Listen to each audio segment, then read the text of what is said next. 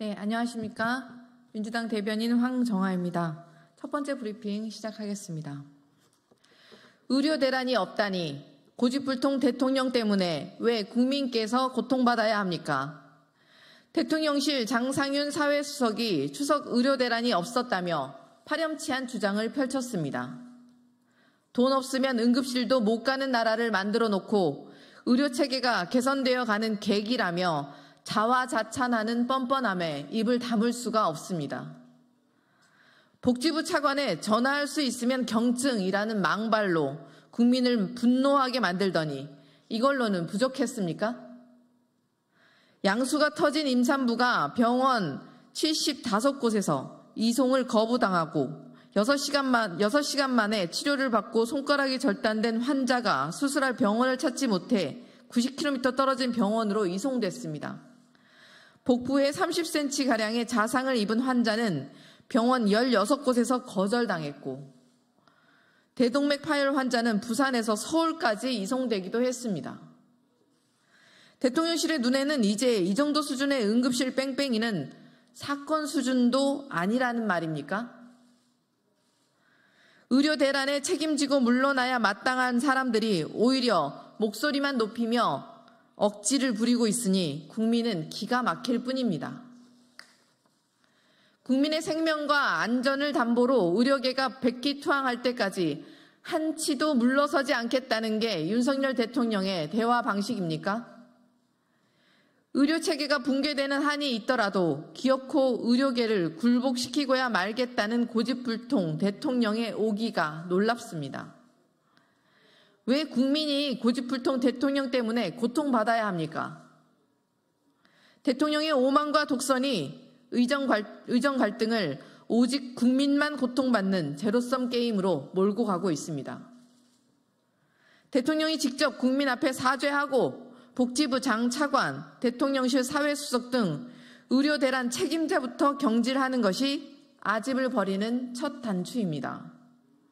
윤석열 대통령은 쓸데없는 고집과 불통을 버리고 국민의 생명을 지킬 책임을 돌아보길 강력히 촉구합니다. 두 번째 브리핑 시작하겠습니다. 검찰 수사가 향해야 할 곳은 퇴임한 대통령이 아니라 VIP 제로 김건희 여사입니다. 추석 명절에 임명장을 받은 심우정 신임 검찰총장이 취임사에서 치우침 없이 수사하겠다. 범죄 수사는 오로지 증거와 법리에 따라서만 결정돼야 한다며 강변했습니다. 신임 검찰총장의 기름 발린 거짓말에 속을 국민은 더 이상 없습니다. 궤변적 법리를 적용해 문재인 전 대통령에 대한 수사에 속도를 내는 것이 치우침 없는 수사입니까? 치우침 없이 수사한다면서 왜 주가 조작 전주인 김건희 여사는 4년째 처분조차 받지 않고 있는 것입니까? 살아있는 권력 앞에서는 숨소리도 못 내면서 전 정부와 야당 탄압에만 사정의 칼날을 휘두르는 검찰에 대한 국민의 신뢰는 바닥을 치다 못해 땅 아래까지 꺼졌습니다. 공정한 법 집행으로 사법 정의를 바로 세우고 국민의 권리를 보호해야 할 검찰이 스스로 대통령 부부의 호위 부대를 자처하며 정치 보복 기관으로 전락해버렸습니다.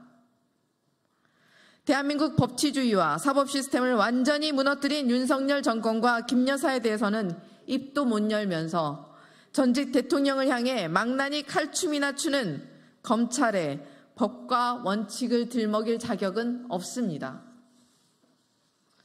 사법 정의를 원한다면, 사법 정의를 위한다면 퇴임 대통령을 불쏘시듯 들쑤실 게 아니라 명품백 수수, 주가 조작 연루, 대통령 관저 공사 특혜, 공천 개입 의혹 등 파도 끝이 없는 VIP 제로 김건희 여사의 비리 의혹들부터 제대로 파헤치십시오. 국민과 맞서 싸워 이기는 권력은 없습니다. 김 여사 앞에만 서면 꼬리 내리는 검찰의 장광방설은 국민의 조롱거리에 불과함을 강력히 경고합니다.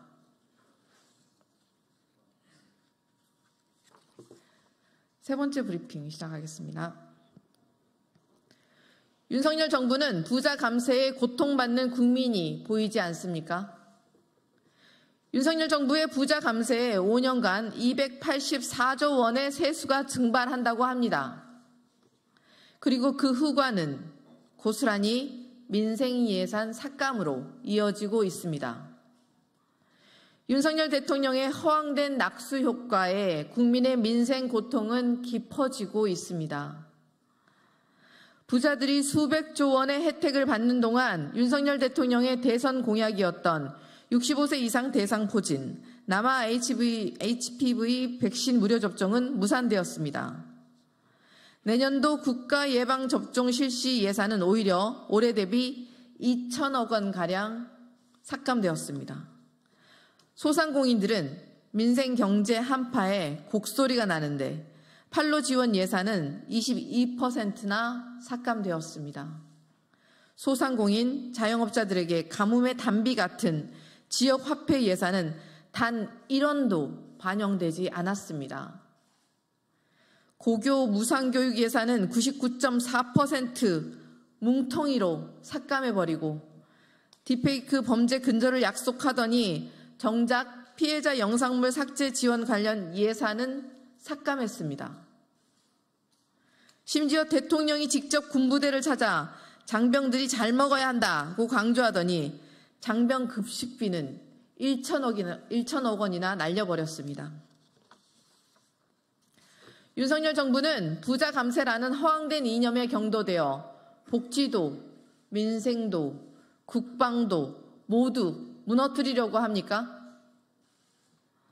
그래놓고 윤석열 대통령 퇴임 후 사저 예산에는 전 정부 대비 2배 이상인 139억 원을 쏟아붓겠다니 기가 막힙니다. 국가 예산이 대통령 부부의 쌈짓돈입니까? 윤석열 정부의 무능한 재정 정책에 국민의 삶은 위기에 빠지고 대통령 부부의 삶만 좋아지고 있습니다.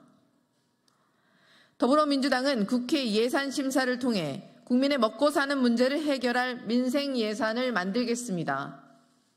불효불급한 예산을 엄정하게 바로잡아 조금의 혈세도 허투루 쓰이지 않게 하겠습니다. 국민의 명령에 거꾸로만 가는 청개구리 정부가 끝까지 잘못된 길을 고집한다면 국민이 그 폭주를 직접 멈춰 세우실 것임을 강력히 경고합니다. 네, 이상입니다.